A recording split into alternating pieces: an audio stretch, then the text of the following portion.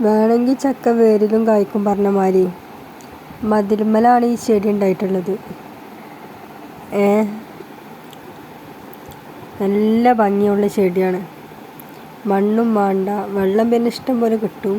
എന്നാലും നമ്മൾ ചിലപ്പോൾ കുഴിച്ചിട്ടാൽ പോലും ഉണ്ടാവില്ല. അപ്പം മതിലുമ്മലാണ് ഈ ചെടി ഉണ്ടായത്. സൂപ്പറല്ലേ?